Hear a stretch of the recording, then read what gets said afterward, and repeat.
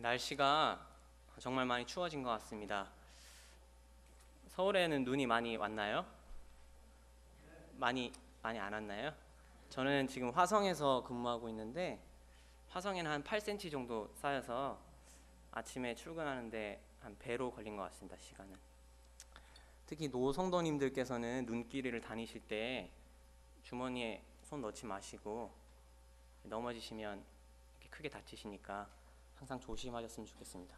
저희 어머니가 2년 전에 눈길에서 넘어지시면서 손목 손이 골절되셨었거든요. 항상 조심하시면 좋겠습니다. 지금 저희 수요 집회를 통해서 디모데후서 말씀을 같이 배우고 있습니다. 이전에 1장, 2장을 통해서 디모데후서 말씀을 참 저에게 교훈해 주셨는데 이전 수요 집회 시간은 간증 시간이었던 걸로 알고 있습니다. 그래서 다시 한번 지난 2장 말씀을 허성훈 형제님께서 나눠주셨었는데요. 충성된 일꾼에게 맡겨지는 자질과 또 그런 사명들에 대해서 저희가 교훈을 통해서 받았습니다. 오늘은 그 2장 말씀에 이어서 디모데후서 3장 말씀을 나누고자 합니다. 거의 한 달 전쯤에 처음 디모데후서 저희가 개관 말씀을 나상엽 형제님께서 요약을 해주신 것을 기억을 해봤으면 좋겠습니다. 디모데후서의 배경이 되는 부분을 잠깐 살펴보는 것이 디모데후서 3장을 나누는 데 있어서 유익할 것 같습니다. 디모데후서 전체 말씀은 잘 아시다시피 사도 바울이 사도행전 마지막 부분에 가택연금이 된 그리고 나서 이후에 풀려난 것으로 알려지고 있는데 그 이후에 디모데와 디도와 다시 하나님의 말씀을 전파하다가 디모데는 에베소에서 그리고 디도는 다른 곳에서 하나님의 맡겨진 일들을 맡겨놓은 상태에서 다시 사도 바울은 체포가 되게 되죠. 그래서 우리가 이렇게 잘 배웠듯이 알았듯이 지하 감옥에 이제는 다시 풀려날 그런 희망은 보이지 않고 이제 죽음을 앞둔 상태에서 자신의 영적 아들 된 디모데에게 편지를 하고 있는 것입니다. 이 편지는 다소 디모데 전서보다는 디모데에게 개인적으로 앞으로 말세가 가까워오는데 그때 어떻게 하나님의 충성된 일꾼으로 살 것인지에 대해서 격려하는 그런 말씀으로 저희가 받고 있습니다. 디모데후서 4장을 보시면 간제와 같이 벌써 내가 부음이 되고 나의 떠날 기약이 가까웠도다 라고 말하면서 자신이 이 땅에서 살 여생이 얼마 남지 않은 것을 다시 한번 사도 바울이 디모데에게 이야기하고 있습니다. 이런 상황에서 디모데에게 유언과 같이 자신의 살아온 바를 또 디모데가 앞으로 기억했으면 좋겠는 그런 바를 디모데후서를 통해서 사도 바울이 말씀을 전하고 있습니다. 디모데후서 2장에서는 우리가 충성된 일꾼에 대해서 군사, 또 경계하는 자, 농부, 그리고 궁극적으로는 주님으로 비유되는 말씀을 저희가 들었습니다. 그런데 이제 2장에서 또 충성된 일꾼으로 말하면서 그와 대비되는 또 그와 반대되는 또 한 부류의 사람들이 나오는데 그것은 거짓 교사들입니다. 거짓 교사들인데 말씀을 보면 후메네오와 빌레도와 같은 사람들이 있는데 그들은 부활은 이미 지나갔다. 부활은 없다. 부활은 이미 우리가 예를 들면 구원을 받았을 때 영적으로 부활한 것이다. 이런 해석을 가지면서 거짓 가르침들을 가르치는 그런 거짓 교사들이 나타날 것에 대해서 이야기하고 있습니다. 그러면서 이런 거짓 교사들이 나타날 때 디모데가 어떻게 그들과 구별되어서 신실하게 주님을 따라야 될지에 대해서 말씀을 하고 있는데 2장 22절을 보면 내가 청년의 종욕을 피하고 주를 깨끗한 마음으로 부르는 자들과 함께 의와 믿음과 사랑과 화평을 쫓으라, 이렇게 말씀을 하고 있습니다. 이런 배경 하에서 이제 3장 말씀을 살펴보면 좋을 것 같습니다. 3장 1절을 살펴보면 내가 이것을 알라, 내가 이것을 알라. 다시 한번 디모데에게 주의를 다시 한번, 디모데야, 이것을 다시 한번 알고 있어야 돼, 이것을 기억하고 있어야 돼, 이렇게 말씀을 하고 있는 것이죠. 우리나라 성경에서는 내가 이것을 알라 이렇게 나오지만 영어 성경을 같이 보시게 되는 분들은 아시겠지만 그러나 라고 시작하고 있습니다. 우리가 항상 무엇을 얘기하다가 그러나 라고 얘기하면 그 뒤에 더 중요한 점이 온다는 것을 다 익히 아시는데, 그러나 네가 이것을 알라. 이 그러나 이전 2장 후반절을 보시면 어떤 부분이 나오냐면, 이제 거짓 가르침을 가르치는 사람들, 이런 이들에게 디모데가 어떻게 그들을 대해야 될지, 온유함으로 징계하도록 권유를 하는 그런 말씀이 나오는데, 온유하도록 징계를 하는데 그러나 너는 이것을 알라라고 다시 한번 얘기를 하는 것입니다. 다시 한번 사도 바울이 말씀하는 것은 말세에 고통하는 때가 이른다는 것입니다.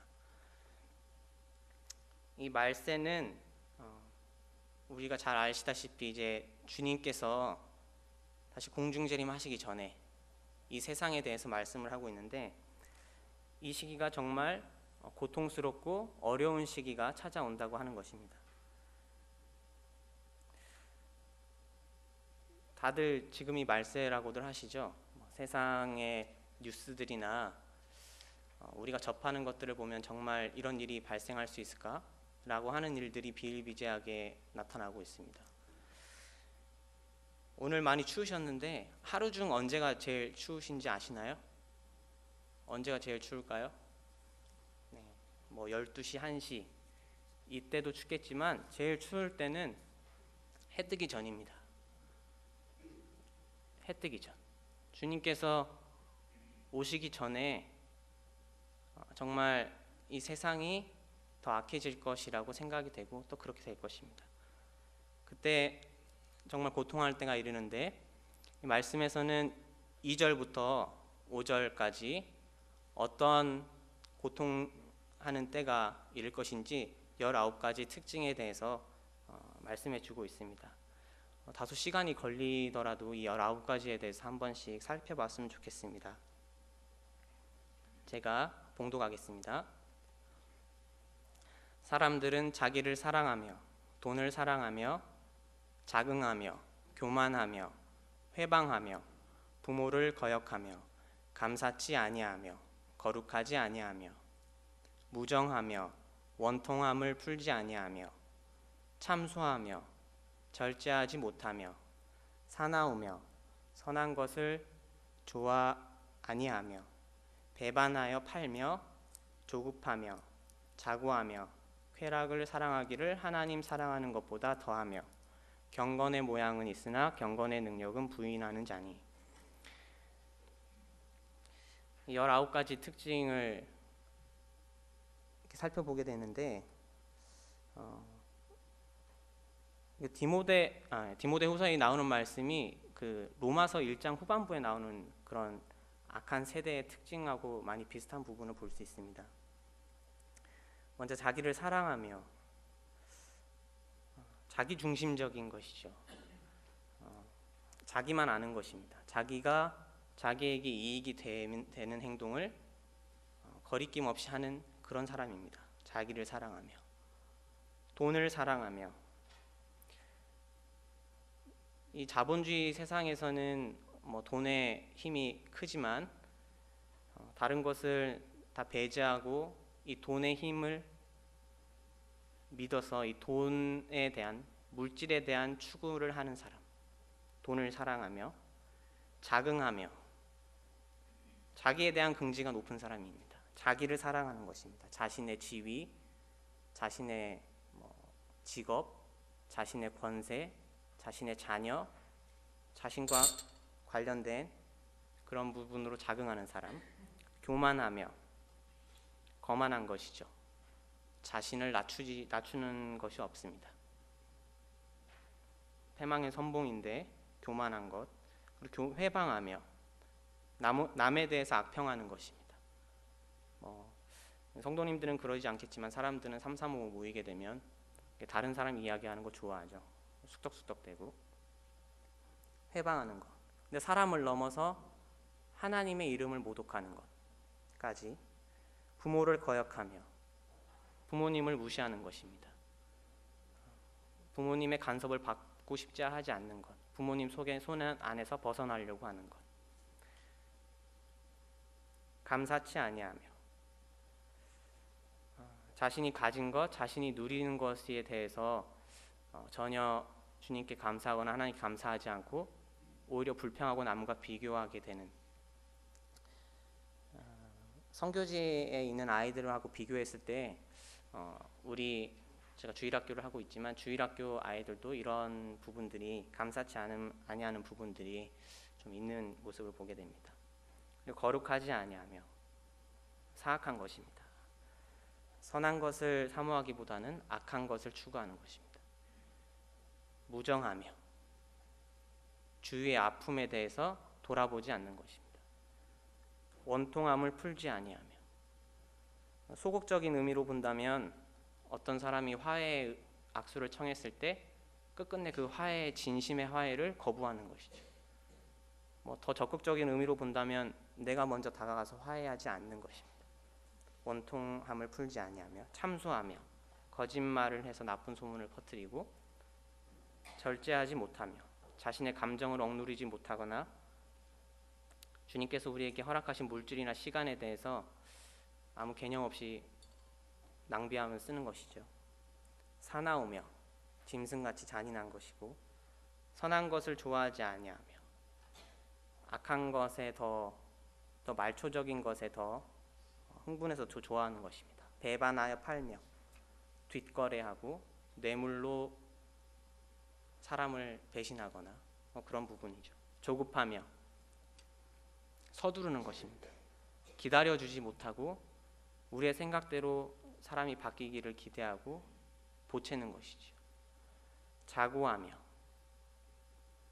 허세 부리는 사람, 남들보다 더 자기를 외적으로 더 좋게 보이려고 하는 사람. 주님께서는 중심을 보시는데 사람을 외모를 보기 때문에 이런 것들이 나타난 것 같습니다. 쾌락을 사랑하기를 하나님을 사랑하는 것보다 더하며 하나님을 사랑하는 것보다 어떤 육체적인 만족을 주는 것에 더 추구하는, 경건의 모양은 있으나 경건의 능력을 부인하는 자. 경건의 말을 하고 우리가 믿는 사람들처럼 행동하려고 하지만 실상 그 사람의 행동하는 모습이나 삶을 보면 전혀 그리스도인의 향기를 나타내지 않는 사람, 무늬만 그리스도인 사람. 이런 19가지 특징들이 말세에 나타난다는 것입니다. 더 심하게 나타나는 것 같습니다. 주의를 보거나 했을 때. 근데 정말 두렵고 떨리는 마음으로 우리 자신을 돌아봤을 때 우리 가운데는 이 19가지의 그 모습 가운데 우리의 모습이 있지 않은지 한번 돌아보면 유익이 될 것 같습니다. 주님께서는 우리를 다시 데리러 오실 때 그 전에 우리는 이런 환경 가운데 있는 것입니다. 다시 한번 디모데후서 2장 15절 같이 우리가 하나님 앞에서 진리의 말씀을 옳게 분변하여 부끄러울 것이 없는 일꾼으로 인정된 자로 우리를 하나님께 드리고자 하는 그런 마음이 우리 가운데 있었으면 좋겠습니다. 특히 저와 같이 청장년 형제 자매님들, 그리고 저기 앉아 계신 우리 청년들이 이런 말세의 징조, 말세의 풍조가 있는 이때 우리의 믿음을 잘 지켜서 분리된 삶을 살았으면 좋겠다는 생각을 했습니다. 사도 바울도 디모데에게 이렇게 당부를 하고 있는 것입니다. 사실 이 말씀의 말씀을 앞뒤 맥락을 더 살펴본다면 말세에 나타나는 특징이지만 이 3장 2절에서 5절에 나타나는 말씀은 그 거짓 교사들, 사도 바울이 디모데에게 그 유의하라고 알려주는 그 거짓 교사들의 아주 전형적인 특징인 것입니다. 이 부분에서 아마도 에베소 교회, 디모데가 남아 있었던 그 교회에 그런 무리들이 들어와 있었는지도 모르겠습니다. 그런 일꾼 디모데에게 사도 바울이 5절 후반부에서 이렇게 말씀하고 있습니다. 이 같은 자들에게서 내가 돌아서라. 이 장에서 말씀한 것 같이 우리 자신을 깨끗한 그릇으로 유지하는 것이 정말 중요한 것 같습니다. 주님께서 우리를 사용하실 수 있도록 우리가 도덕적인 순결을 지킬 뿐만 아니라 어떤 이런 믿음에 있어서 우리가 그런 부분에서 타협하지 않고 하나님의 말씀을 건전하게 순결하게 지켜낼 책임에 대해서 사도 바울이 디모데에게 이 마지막 때 이런 부분에서 이런 거짓 교사들이 나타날 때 내가 이들에게서 돌아서라. 그러면서 이제 6절로 넘어가게 되면 이 거짓 교사들이 어떻게 주님의 몸된 교회를 해치는지 보고 있습니다. 6절 제가 읽어보겠습니다. 저희 중에 남의 집에 가만히 들어가 어리석은 여자를 유인하는 자들이 있으니 그 여자는 죄를 중히 지고 여러 가지 욕심에 이끌린 바 되어 저희 중에 남의 집에 가만히 들어가 여기 가만히 들어간다는 것은 뱀이 구렁이가 이렇게 담을 넘어가듯이 주위 사람들이 알아차리기 쉽지 않게 그렇게 슬그머니 들어온다는 것입니다. 그리고 이 거짓 교사들이 주님의 교회나 하나님이나 우리가 믿는 바에 대해서 정말 그럴싸한 말들로 이야기하고 이제 그러는 가운데 우리가 정말 깨어 있지 않으면 거짓 교사들을 우리가 분간할 수도 없는 것이죠. 제가 지난주에 아버지 어머니가 계신 군산에 다녀왔습니다. 군산의 번영로 모임에서 우리가 복음 집회를 하듯이 2주 전쯤에 전도 집회를 했었는데 한 부부가 새로 믿게 되었어요. 새로 주님을 영접해서 교회에 더해졌는데 그 전도 집회에 그 부부 중에 자매님의 여동생이 같이 참석을 했습니다.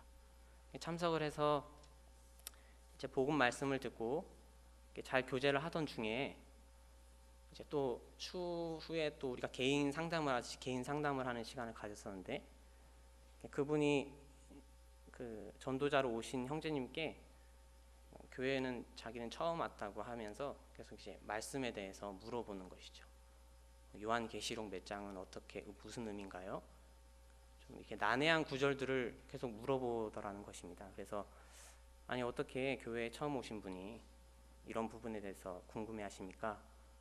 교회 처음 오신 거 맞나요? 이렇게 여쭤봤었는데 그분이 제가 교회를 다니면 뭐하러 이 교회에 오겠습니까? 복음 말씀을 듣고 싶어서 이 교회 왔습니다. 이렇게 얘기를 했지만 그 전도자 형제님께서는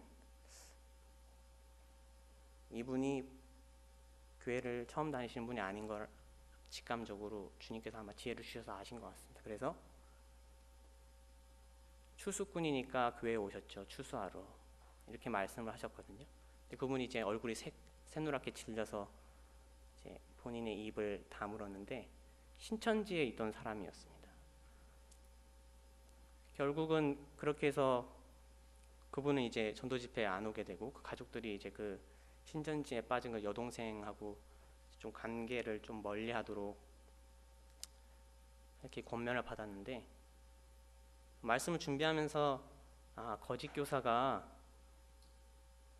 남의 집에 가만히 들어가 이 의미가 이런 의미구나라는 것을 느끼게 되었습니다. 베드로전서 5장 8절에 근신하여 깨어라 너희 대적 마귀가 우는 사자같이 두루다니며 삼킬 자를 찾나니.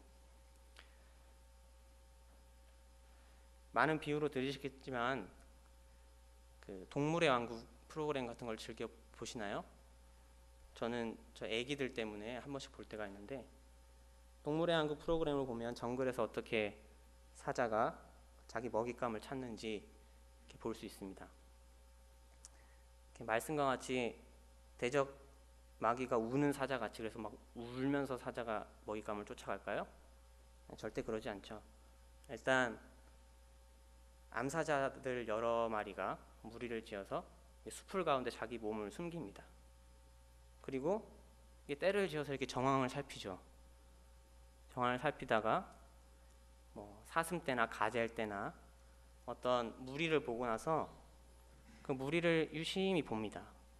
그리고 가장 약한 놈, 저는 놈, 새끼, 무리 중에서 이탈되는 사람, 이탈되는 동물들, 그들을 잘 보았다가 서서히 다가가죠.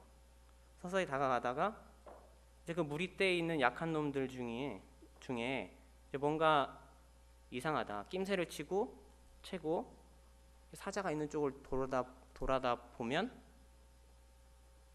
이제 그때는 틈을 놓치지 않죠. 사자가 일어나서 뜁니다. 그리고 그 육중한 손으로 뒷다리를 퉁 치면 힘없이 넘어지죠. 그러고 어떻게 할까요? 똑똑하죠. 숨통, 기도가 있는 부분을 이렇게 입으로 물어서 숨을 못 쉬게 한 다음에 자기 먹잇감으로 삼습니다. 결과가 되게 비참하죠. 근데 시작은 되게 조용합니다. 이런 모습을 보면서 요즘에 거짓 교사들, 또 우리의 어떤 마음을 빼앗으려는 사탄의 모습이 이와 흡사하다고 생각됩니다. 그들의 이마에 내가 거짓 교사야, 입으로 말하지 않고 얼굴에 써붙여 다니지 않죠. 하지만 우리가 이렇게 근신하여 깨어 있지 않으면 아까 말씀드렸듯이 그 먹잇감이 되듯이 우리가 눈치채지 못하는 그런 모습으로 거짓 교사들이 우리 주위에 있거나 또 이 말세 때 우리가 그런 유혹에 빠진다면 우리 역시 조심해야 될 것이라고 생각합니다. 그리고 말씀을 보시면 6절에 어리석은 여인, 이런 부분이 나오게 되는데, 이 어리석은 여인을 유인한다고 했을 때 이 어리석다는 표현은 지능이 떨어지거나 멍청하다 이런 의미라고 생각하시기보다는 나약하고 의지가 약하고 침착하지 못한 이런 뜻으로 이해하시는 게 더 좋을 것 같습니다. 그래서 베드로전서 3장 7절을 보면 우리 자매님들에 대해서 연약한 그릇이라고 표현하고 있는데, 자매님들께서 좀 기분이 나쁘실 수도 있나요? 그러실 수도 있겠지만 사탄은 우리 여자의 특성을 잘 알았기 때문에 에덴 동산에서 아담을 유혹하지 않고 하와를 유혹했던 것 같습니다.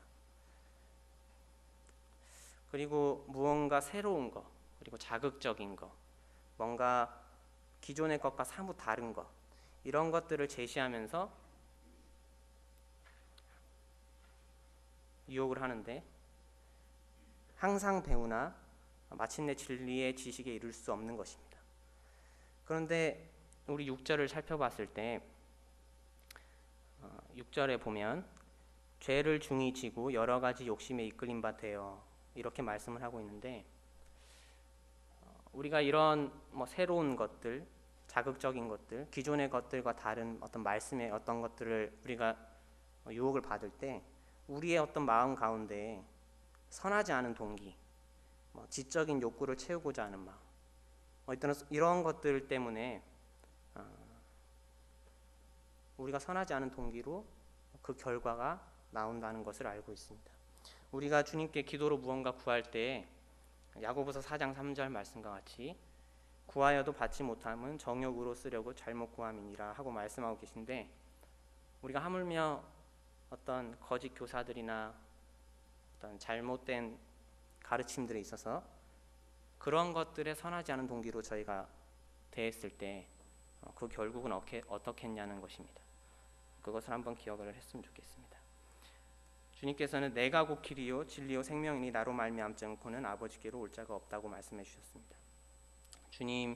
주님이 아닌 다른 것, 우리가 은혜의 복음이 아닌 다른 것, 이런 것들에 있어서 우리에겐 진리가 있을 수 없다는 것을 한번 기억을 해봤으면 좋겠습니다.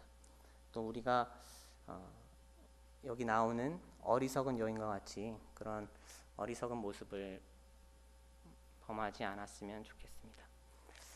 다음으로 8절 9절 말씀을 제가 읽겠습니다.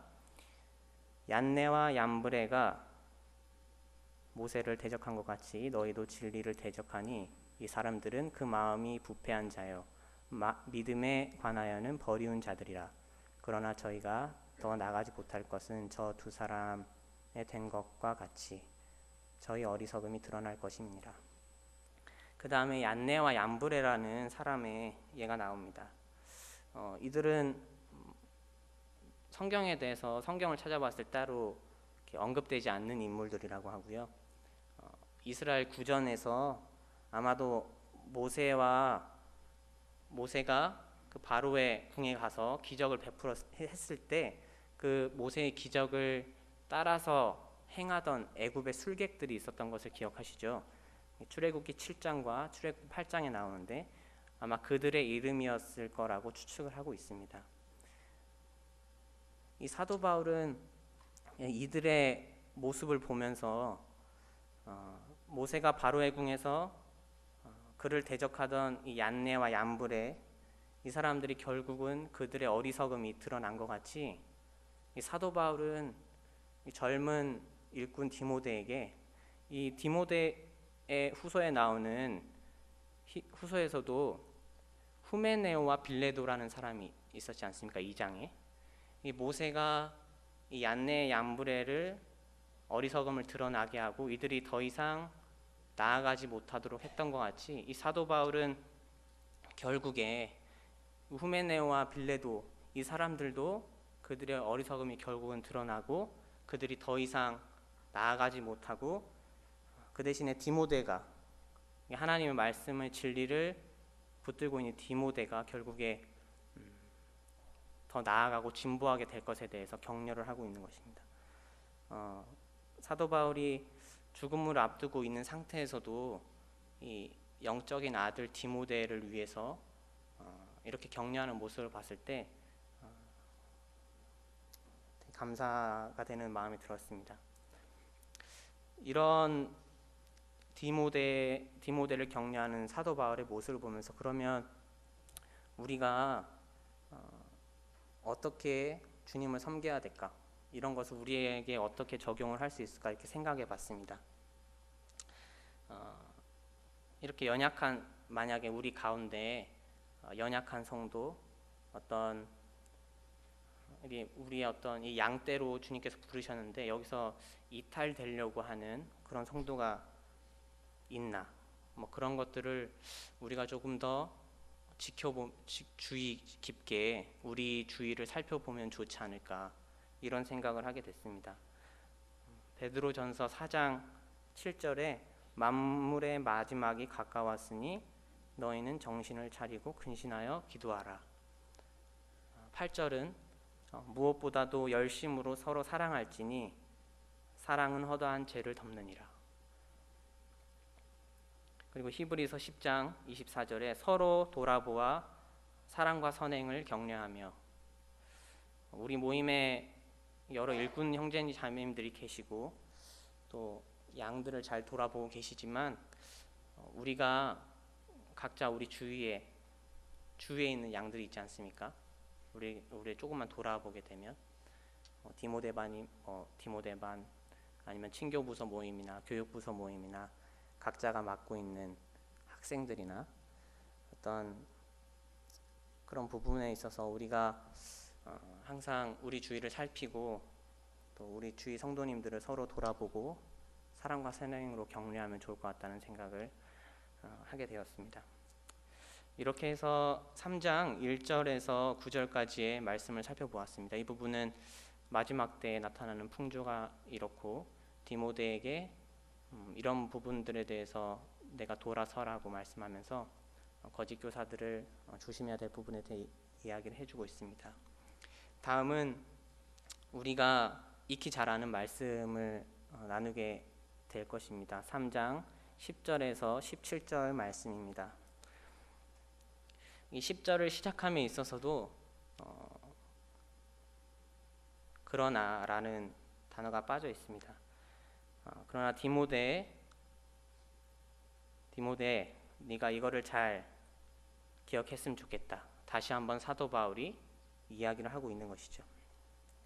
디모데에게 다시 한번 말세에 그럼 디모데가 어떤 것들을 붙들어야 될지에 대해서 이야기하고 있습니다.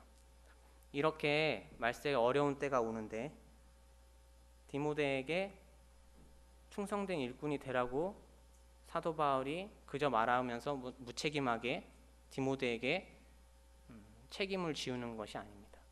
사도 바울이 이때까지 본인이 노사도로서 경험했던 것들, 그러면서 정말 어떤 것들을 붙들어야 될지 사도 바울에게 디모데에게 잘 얘기하고 있는 것이죠. 크게 두 가지로 나눌 수 있습니다. 그것은 첫 번째는 사도 바울 자신의 본입니다. 내가 어떻게 살았던 모습, 내가 너와 함께 있었을 때 내가 너에게 가르쳤던 것들, 나의 모습을 네가 기억했으면 좋겠다. 이것과 두 번째는 주님의 말씀입니다. 이 두 가지를 함께 살펴봤으면 좋겠습니다. 먼저 사도 바울의 본입니다. 제가 말씀을 3장 10절에서 11절 말씀을 읽겠습니다. 나의 교훈과 행실과 의향과 믿음과 오래 참음과 사랑과 인내와 핍박과 고난과 또한 안디옥과 이고니온과 루스드라에서 당한 일과 어떠한 핍박받은 것을 내가 과연 보고 알았거니와 주께서 이 모든 것 가운데서 나를 건지셨느니라. 디모데에게 사도 바울은 안디옥과 이고니온과 루스드라 이곳에서 당한 일들을 디모데는 직접 보았고 그것을 다시 한번 디모데에게 기억을 상기를 시키고 있습니다. 여기서 말하는 안디옥은 선교지로 파송한 그 안디옥 교회가 아니고 비시디아 안디옥이라는 곳입니다. 이곳은 이따 말씀드리겠지만 사도 바울이 1차 전도 여행 때 다녔던 지역 이름입니다. 디모데는 사도 바울이 무엇을 가르쳤는지, 그리고 어떻게 행동했는지, 그리고 어떤 목적을 가지고 행동했는지, 그가 어떤 믿음을 가지고 있었든지, 그 가운데서 어떤 오래 참음으로 나아갔는지, 이런 것들에 대해서 다시 한번 디모데의 어렸을 때 기억을 상기시키고 있는 것입니다. 그러면서 이 가운데서 자신을 보호한 것이, 사도 바울을 보호하는 것이 주님이시다는 것을 다시 한번 디모데에게 말씀하고 있는 것입니다. 우리가 한번 그가 어떤 일들을 당했는지 한번 살펴봤으면 좋겠습니다. 시간이 걸리더라도 사도행전 13장을 한번 보시면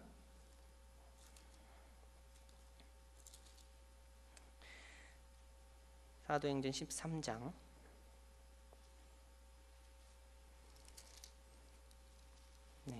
13장 45절을 보면 유대인들이 그 무리를 보고 시기가 가득하여 바울의 말한 것을 변박하고 비방하거늘, 이 일은 말씀드렸듯이 비시디아 안디옥에서 있었던 일이고, 한 장 뒤로 넘기셔서 14장 5절을 보시면 이것은 이고니온에서 있었던 일입니다. 이방인과 유대인과 그 관원들이 두 사도를 능욕하여 돌로 치려고 달려드니, 그래서 달려들기 때문에 그들이 도망해서 자리를 옮긴 곳이 루스드라였습니다. 루스드라에서는 어떤 일이 있었는지 보시면 14장 19절, 유대인들이 안디옥과 이고니온에서 와서 무리를 초인하여 돌로 바울을 쳐서 죽은 줄로 알고 성 밖에 끌어내치니라. 사도 바울이 1차 전도 여행 때 나타난 일입니다. 우리가 아마도 알기로는 디모데가 1차 전도 여행 때 루스드라 출신이었던 디모데가 구원을 받았을 것이라고 추측을 합니다. 그리고 2차 전도 여행 때 16장 1절에서 보게 되면 바울이 더베와 루스드라에서 이름에 거기 디모데라 하는 제자가 있으니 그 모친은 믿는 유대 여자여 부친은 헬라인이라. 디모데는 루스드라와 이고니온에 있는 형제에게서 칭찬받는 자니 바울이 그를 데리고 떠나고자 할세. 바울이 이제 본격적으로 2차 전도 여행 때 다시 한번 루스드라 지방에 갔을 때 디모데를 다시 이제 동역자로서 같이 하게 되는데, 이때 그러면 1차 전도 여행 때 디모데는 어땠을까요? 루스드라에 있을 때 바울이 돌로 쳐 맞아서 죽게 된 모습을 그가 기억하지 않았을까요? 지금이 이 디모데후서가 쓰여진 때가 우리가 주 67년경이라고 했을 때 처음에 1차 전도 여행이 있었던 때는 아마도 주 46년에서 48년 사이라고 얘기하고 있습니다.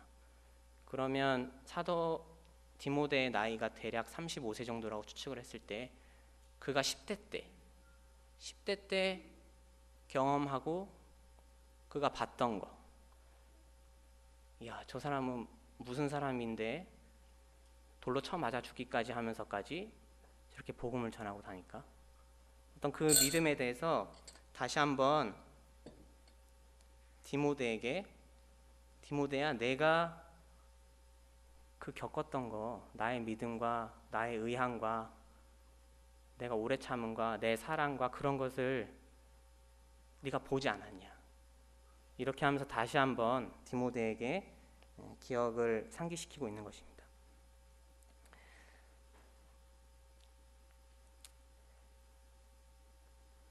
그런 디모데에게 디모데후서 3장 12절, 다시 디모데후서로 다시 돌아가겠습니다.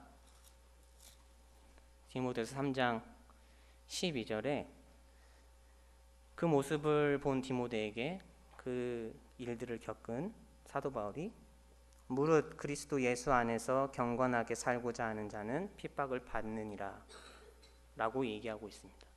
실제 그런 모습으로 살았던 사도 바울이 디모데에게 직접 편지했을 때, 개인적으로 편지했을 때 디모데가 그것을 읽었을 때 아마도 마음에 큰 울림이 있었을 것이라고 생각이 됩니다. 이 모습을 보면서 저는 좀 제 모습하고 비교했을 때 많이 부끄러운 모습에서 좀 주님 앞에서 부끄러웠습니다. 성도님들은 어떠신가요? 삶에서 이런 핍박이 있으신가요?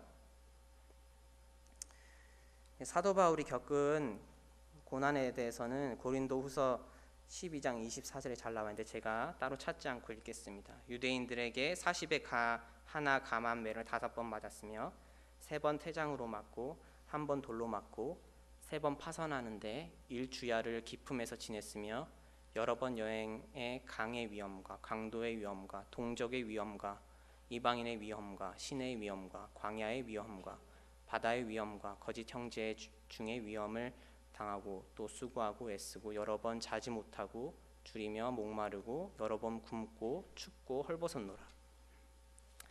지금 그때와 비교할 수는 없겠지만 때와 시대는 다르지만 우리 성도님들이 주님을 전할 때 이 사도 바울이 당한 핍박, 무엇보다 또 우리 주님께서 당하신 그런 핍박, 고초, 이런 것들을 생각하면서 저를 포함해서 주님 안에서 경건하게 사는 성도님들이 참 되기를 바라는 마음이 있습니다. 3장의 마지막으로 바울이 이런 말세의 풍조가 만연하고 거짓 교사들이 나타날 때 디모데가 붙들어야 될 것을 다시 한번 이야기하고 있는데 제가 14절을 읽겠습니다. 14절, 그러나 너는 배우고 확신한 일에 거하라. 내가 네게서 배운 것을 알며. 여기 계신 그 젊으신 형제 자매님들은 어렸을 때부터 아마 하나님의 말씀 많이 배웠던 것으로 생각이 됩니다. 저도 그랬고. 근데 우리가 배우는 것에서 확신하는 것은 또 다른 문제인 것 같습니다.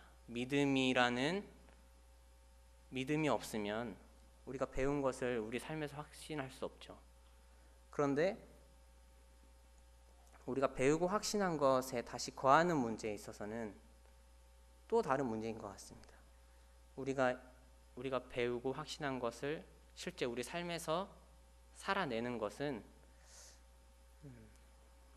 그 모습이야말로 정말 경건의 모양이만 있는 것이 아니고 경건의 능력으로 나타나는 것을 생각해 봅니다. 좀 더 구체적으로 살펴봤을 때 이 사도 바울이 디모데에게 말할 때 14절의 의미를 다시 한번 상고해 봤으면 좋겠습니다. 사도 바울은 여러 번 말씀드렸지만 디모데에게는 영적인 아버지였습니다. 이 사도 바울은 디모데에게 여러 거짓 교사들이 나타나고 말세 때 나타나는 풍조들 가운데에서도 배우고 확신한 데 거하라 말하면서 내가 네게서 배운 것을 알며 라고 이야기하고 있습니다. 여기서 말하는 내가 네게서 배운 것을 알며 라고 했을 때 이것이 아마도 외조모 그리고 어머니 로이스와 유니게를 통해서 배운 것을 다시 한번 상기시킬 수도 있지만 사도 바울이 2차 전도여행 때 디모데를 데리고 같이 이제 동역자로 삼았을 때부터 짧게는 15년 길게는 20년 가량의 세월을 같이 다닐 때 이 디모데가 사도 바울의 모습을 보고 배운 것들, 이것을 사도 바울은 기억하기를 바랬던 것입니다.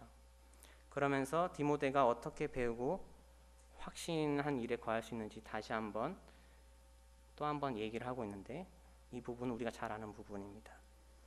디모데후서 3장 15절에서 17절입니다. 또 이제 디모데에게 사도 바울이 자신의 본을 보였던 것들, 본인을 통해서 배웠던 것들에 더해서 더 붙들어야 될 것을 얘기하면서 또 내가 어려서부터 성경을 알았나니 성경은 능히 너로 하여금 그리스도 예수 안에 있는 믿음으로 말미암아 구원에 이르는 지혜가 있게 하느니라. 모든 성경은 하나님의 강동하심으로 된 것으로 교훈과 책망과 바르게 함과 의로 교육하기에 유익하니 이는 하나님의 사람으로 온전케 하며 모든 선한 일을 행하기에 온전케 하려 함이라. 사도 바울은 성경이 주는 유익에 대해서 이야기하고 있는 것입니다.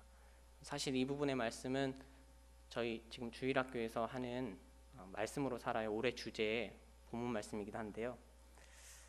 13절에서 이 세상이 악해지고 그 전절 13절을 보시면 이 세상이 악해지고 악한 자들은 또 서로를 속이기도 하고 속기도 하는 이런 세상에서 디모데가 어떻게 그 중심을 바로잡을 것인지, 마치 풍랑이는 바다에서 배가 표류하고 있을 때 무거운 닻을 내려서 그 배가 딱 한 위치에 고정해 있듯이 하나님의 말씀에 닻을 내리라고 말씀하고 있는 것입니다. 먼저 이 말씀은 살펴보면 우리 주 예수님 안에서 믿음을 통해서 구원에 이르는 지혜가 있는 것입니다. 가장 기초가 이 말씀 안에 있는 것입니다. 그런데 더 놀라운 것은 이 사도 바울이 디모데에게 이 디모데후서를 쓸 그 당시에 말하는 성경은 우리가 지금 이렇게 다 가지고 있는 성경이 아니고 구약 성경을 해당을 했을 텐데 1차적으로 그 구약 성경에도 충분히 우리 주님을 믿는 지혜가 구원에 이르는 지혜가 있었던 것입니다. 근데 그것이 유대인에게는 꺼리는 것이었지만 하지만 그 안에서도 하나님께서 우리 주 예수님을 보내셔서 메시아로 오신 그 사실에 대해서는 부인할 수 없는 것이었죠. 근데 우리는 어떻습니까? 이때 비교해봐서 우리는 구약 성경을 가질 뿐만 아니라 이 디모데후서를 공부하는 이 신약 성경을 다 포함한 성경을 가지고 있고 선명하게 우리가 읽을 수 있고 어디서든 말씀을 대할 수 있는 것이 감사하지 않겠습니까?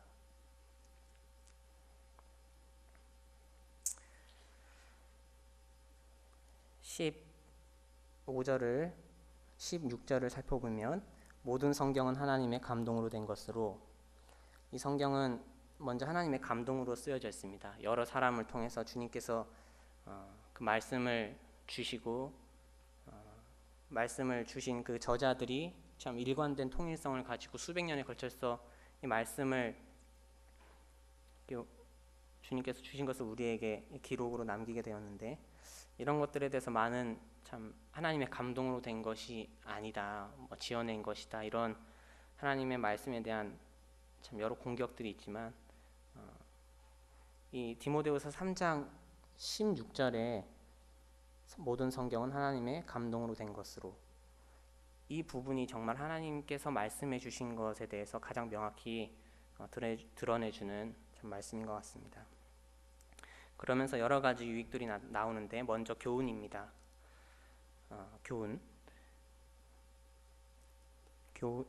감동으로 된 것으로 교훈과 책망과 바르게 함과 의로 교육하게 유익하니, 이 교훈은 가르치는 데 좋다는 것입니다. 교육이라고 이해하시는 것이 더 좋을 것 같습니다. 우리가 하나님을 어떻게 섬겨야 될지, 아니면 인생의 문제라든지 우리의 어떤 영적인 문제라든지 이런 부분들에서 선생님들이 학생을 가르치듯이, 우리 교수들이 학생을 가르치듯이 이렇게 가르치는데 유익하다는 것입니다.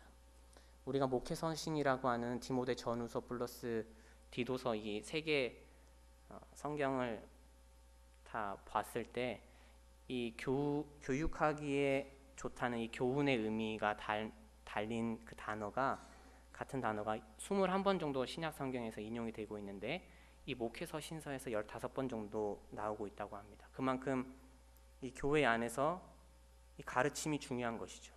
근데 이 가르치는데 성경이 유익하다는 것입니다.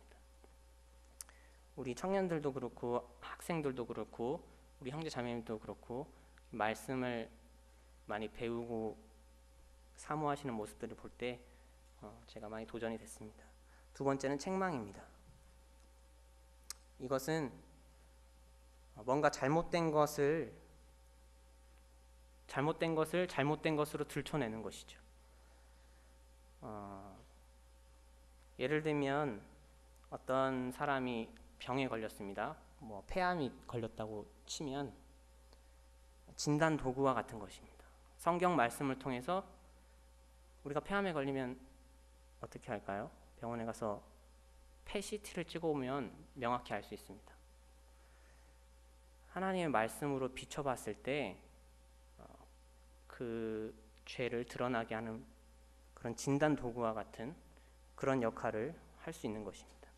우리가 하나님 말씀의 빛 가운데 우리의 양심을 비춰보거나 사람들이 하나님의 말씀을 정말 봤을 때 자신의 모습을 볼 수 있는 것이죠. 책망.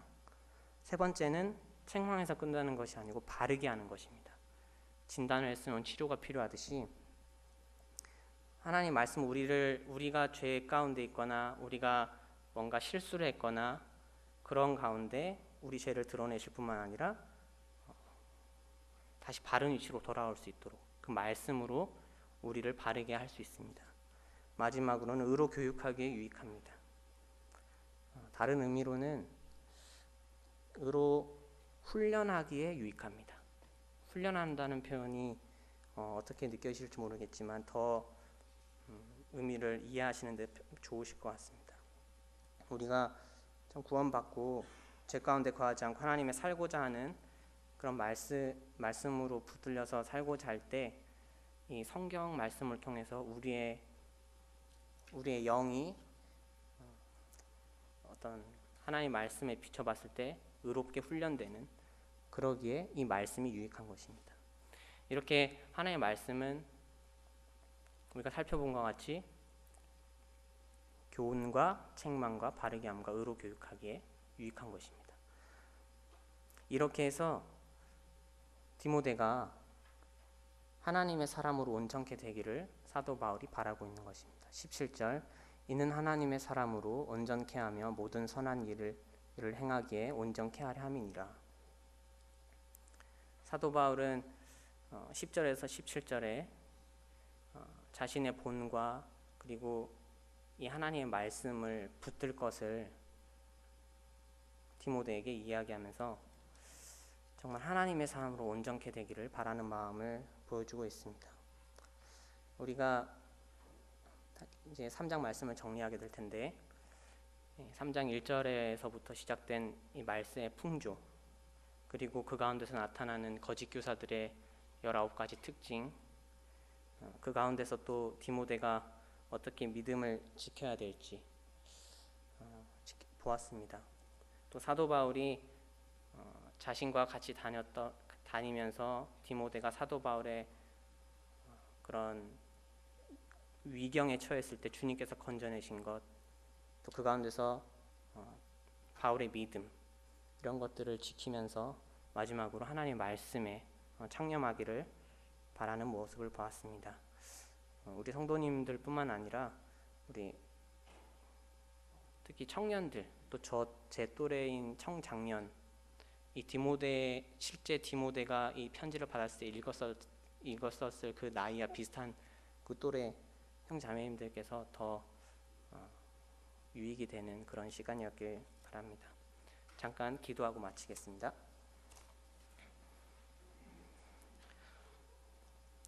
하나님 아버지, 감사드립니다. 주님께서 참 부족한 저를 통해서 하나님의 말씀을 나누게 하심을 감사드립니다. 주님께서 참 사도 바울이 디모데에게 참 디모데후서 3장을 통해서 참 교훈해 주신 그것들을 참 볼 때 저희 모습을 다시 한번 참 돌아보고, 또 저희도 지금 마지막 때를 살아가는 참 디모데의 모습과 같이 저희가 하나님의 말씀에 참 창념하고 저희를 참 깨끗한 그릇으로 하나님께 드릴 수 있도록, 그래서 하나님의 온전한 사람이 될 수 있도록 주님께서 지켜주시길 참 원합니다. 이 모든 기도를 예수님 이름으로 기도드렸습니다. 아멘. 경청해 주셔서 감사합니다.